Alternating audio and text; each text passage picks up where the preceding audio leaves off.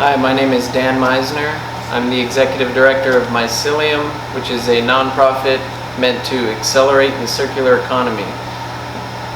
And I'm Jeanette Vlasius. I'm the Outreach Director of SPORE, which is a branch of Mycelium. Everything we learn through Mycelium, we teach through SPORE, which stands for Supporting Public Outreach, Resources, and Education. And today we're here to teach about 3D printing.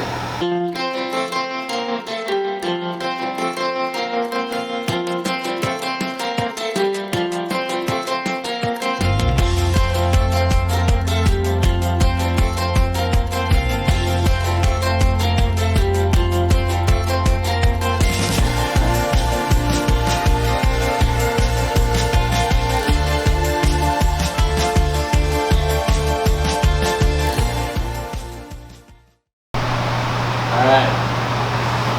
Hello everyone. Large crowd today.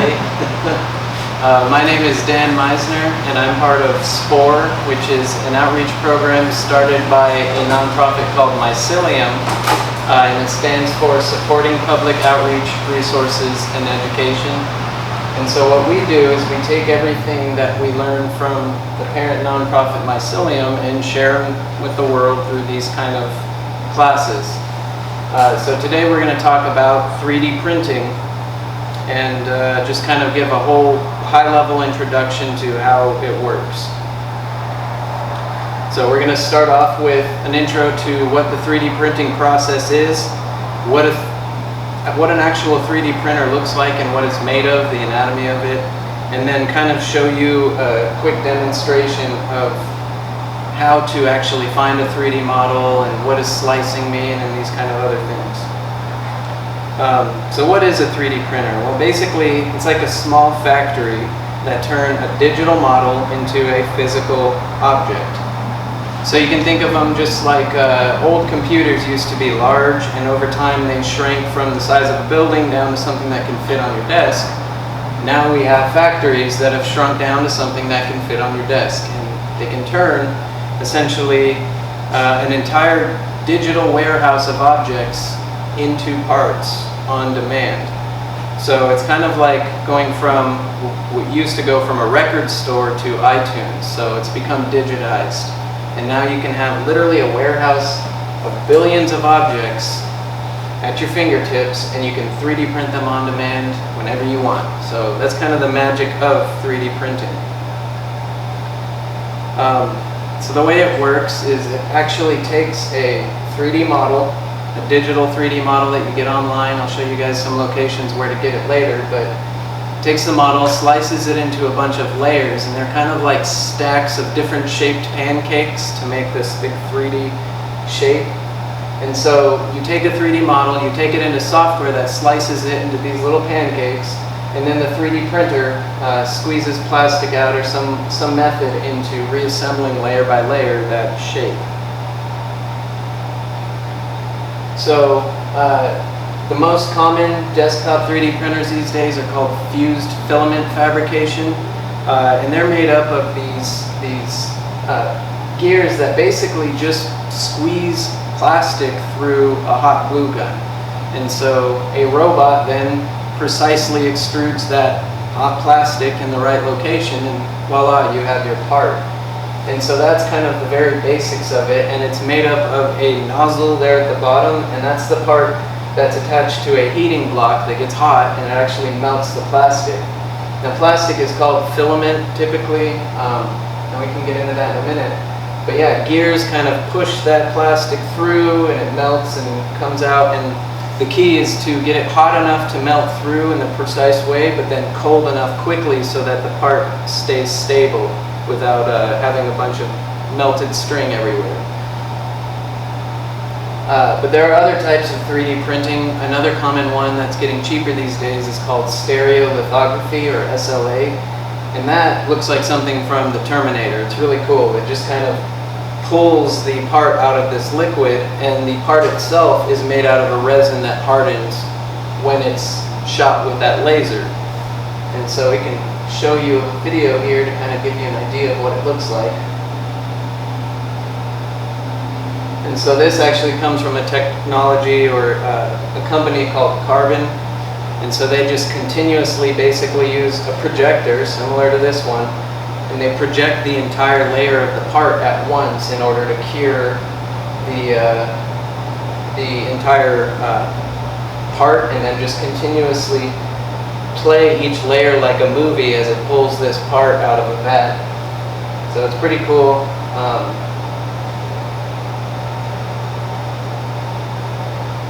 Yeah, it's definitely approaching science fiction.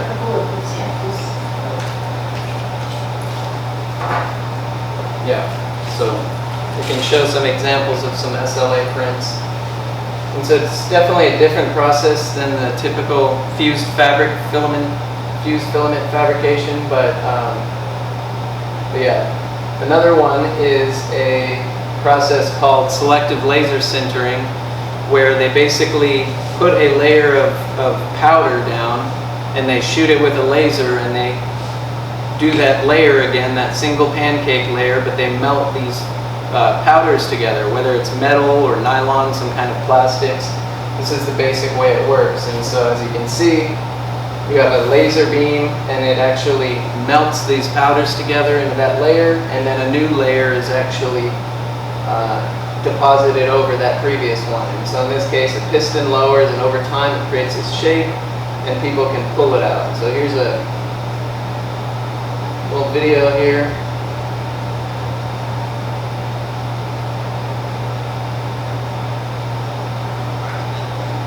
Let's see, just fast forward over. So it uses the powder, uses a laser to heat it, puts a new layer of powder over it.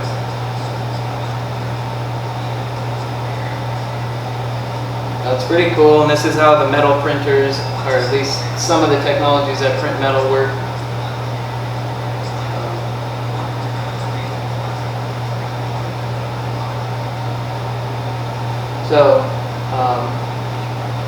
So those are kind of a high-level overview of some of the other technologies, and there are a lot more. I mean, it's advancing so quickly and exponentially, just like everything attached to computers these days. So let's get into sort of, all right, so cool, I have a 3D printer, now what do I do with it? The first step is to find a 3D model. Or you can create one from scratch if you need a custom part that you need, a little bracket, some bracket on a table that broke, you can fix. There's a lot of uses. The possibilities are really endless. But then once you get that 3D model, you slice it down into those layers I was talking about, and then finally you start the actual 3D print. And so the first one is, well, so where do you find a 3D model? Well, there's a huge database called Thingiverse that you can go to, and that's just, you know, free for all, uploaded from the internet. There's a lot of parts there. People can rate the parts, but there's a lot of cool things you can kind of look through. Another good one is My Mini Factory, and that one is some mix between free models and paid models, but they're all guaranteed 3D printable. You're not going to get some of these models that are like, that have walls that are infinitely thin and parts that intersect each other, and you know, just something you can't really print. Those guys can guarantee it's going to be printable, so they have really higher quality models, really. Yegi is kind of like Google of these things, so you can Google all of the databases of 3D models and look really for exactly what you're looking for. And if all that fails, you can do it yourself. There's a few tools, you know, one called 3D Orchard, where you basically have full access to parametric computer-aided design. It's kind of what engineers use, but it runs right in the browser, and it's free, and kind of like linked to a social network, so the models you build can be built on by others, and they evolve over time if you need. You can also make them privately, so it's an interesting place to check out. Tinkercad is for beginners, where you basically just kind of drag and drop primitives to sort of cut out and approximate your shapes. Yeah, we can kind of look through and check out Thingiverse here. So there's whole ranges of things. Anything from these little cards that you can print out as a gift and just send them in an envelope to full on, you know, actual parts that you use at your house. Let's say these vacuum cleaner nozzles, always pretty useful. So people upload pictures. You can check out the 3D model. Let me press this. You just kind of rotate, just kind of look at the 3D model, see if it looks okay. And then you actually, the next step is you would download this 3D model and then take it into a slicer, but I'm not going to do that for now. So yeah, there's a lot of cool things on Thingiverse. I'll give you a quick demo of making something here on 3D Orchard. You can go over here. First of all, you can scroll through and see a lot of different things created by other people, but you can also go down and just press this edit button, and it will load the modeling interface for you right away. We don't need a tutorial. And so here's the interface. It looks pretty simple. You can do things like go over here. I see it here, but say add a cube. You can specify the dimensions and location. We'll just call that good. Now I have this little cube in the scene. I can go here and shrink this face if I want. Let's say -1 inch. We're going to cut it. Let's see. There we go.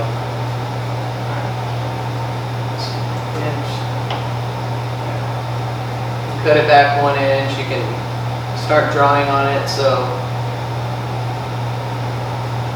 if you want to put a hole in it somewhere, like say right here, you kind of make that circle. Sort of hard to see right here, but you can then pull the circle, let's say, into the cylinder. So now you have this Thor's hammer looking thing.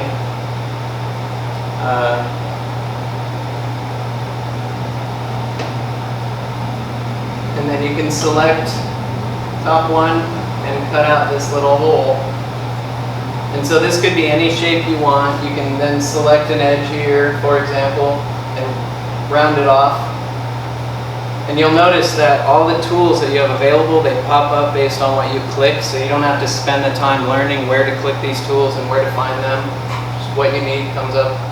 So if you wanted to save this, you could, but you know, we're not going to for now. It's just, so let's say you have that 3D model. What you do is then download it in a what's called an STL format, stereolithography, I believe it stands for. But that's a standard format that you then take into your slicer. And there are multiple slicers, some 3D printers. The Snapmaker specifically comes with its own slicer. But all the different slicers will come with the same kind of terminology. So it's good to really understand, all right, what are all these things? When I pull this thing in and it slices it up, what do they mean? And these are the common terms you can see. So starting at the bottom, you always kind of want different options for the bottom layers, and that is really important because it dictates how this part is going to stick to the bed, which if it doesn't stick, the print will fail. It turns into a spaghetti monster mess, and it's horrible. But you kind of determine the bottom layers, and even below that, there's different bases you can set up, like printing on a raft. You can print these kind of wide surfaces if you have something tall, in order to make sure that tall thing doesn't fall over. So you have your bottom layers. Then you have what's called the outer shell or walls, and typically in the slicer you specify that as wall thickness. One wall thickness is going to be the thickness of the nozzle. Two thicknesses is going to be 2 nozzle thicknesses. So if you have a 0.4 millimeter nozzle, which is a typical size, and 2 walls, you have a 0.8 millimeter wall thickness. So that's kind of like you specify the number of shells. And then there's the infill, which is how dense these parts are. A lot of people don't realize that the 3D prints don't have to be solid. In fact, it's usually kind of a waste. There's no point in them, depending. But the amount of infill typically depends on how strong you want this part to be. and what it's used for. If it's just a fun vase that sits as a decoration, you don't need as much. And again, this is a trade-off between time and the amount of plastic used, which I'll get into in a second. And then finally, you have how many layers on top, so just the finishing touches. Sometimes you can actually remove the top layers and give it this weird shape that you then just use as a pen holder. I mean, there's a lot of different things you can do. The main thing is that these settings that you choose will affect the not only the look of the part, but how long it takes. So, for example, something like your layer height is one of the main determinators of it's the main function that determines how long the print will take. And so, for example, typically the average is 0.2 millimeters as a layer height. And that, let's say if something takes, 1 hour at 0.2 millimeters, if you reduce it to 0.05, it might take something like 3.5 or 4 hours. Whereas if you then increase the layers to 0.3, it might take something like 45 minutes, maybe 35 minutes. Not to mention if you then change it to a 0.8 millimeter nozzle, I've had parts that said they would take a day, shrank down to taking 6 hours just because I did it on really high layer height, big nozzle, and very low infill density. And here's the other part. This again will determine how strong the part is. If it's more solid, it's going to be stronger. If it's less solid, it's going to be less strong. That being said, if you get 3 walls thick or so, 1.2 millimeters thick walls, it should be strong enough for most any kind of things that you use, let's say pencil holders, everything. But if it's a tension holding bracket or something that's really strong, then you put it down here to more like 75, 100% infill. Depending on the printer, I have a 3D printer at work that we use that's 75%. The part will come out pretty much 100% just because it squeezes a little extra plastic. So it all depends on your printer. The other main point is the support material. So depending on what your part looks like, whether it's a Y shape, which is part of this 45-degree rule, which I'll get into in a second, this doesn't need any support. An H, which has this kind of overhang, obviously needs some kind of a support underneath it to hold that bridge. Although because it's straight, it probably doesn't need any support, but that's kind of, you don't have to worry about that for now. But the main things that you do really need support with are any of these angles between 0 and 45 degrees. You're going to need something under there to actually support it, because otherwise a 3D printer is going to be just squeezing plastic in midair and just make a mess. And the reason 45 degrees is because each layer is basically about half attached to the layer below it. And so you can imagine that if you start getting it barely attached to the layer below it, the part starts getting weak. And not only that, but you start just getting a lot of drooping and the part doesn't look really great. So when you look for parts, look for them that are designed like this, because you can get really clever. Circular things could become diamond shape, and when you do that, you don't need any supports in those holes. You can get things where you need, let's say, some kind of a long bridge. You can 3D, or even an arc shape, you can 3D print a flat, thin surface near the top of that arc, so you don't need to support all the bottom, because the printer will just go across, make a bridge, and then it will print the support material and fill in that hole, and you just saved all this material below. So not only that, but the orientation that you actually have your model will determine if you need a lot of support or not. You could have something that's a cone shape, and it won't need any support if the bottom flat part is against the bed. But if you turn it upside down and now the tip of the cone is at the bottom, first of all, it's probably going to fail because it's not touching anything. But second of all, it's going to require a bunch of support, as long as it's a very overhanging cone that has 0 to 45 degrees. So point is pay attention to the angles in the part, and if you're designing them yourself, try to design angles that you can print this thing flat.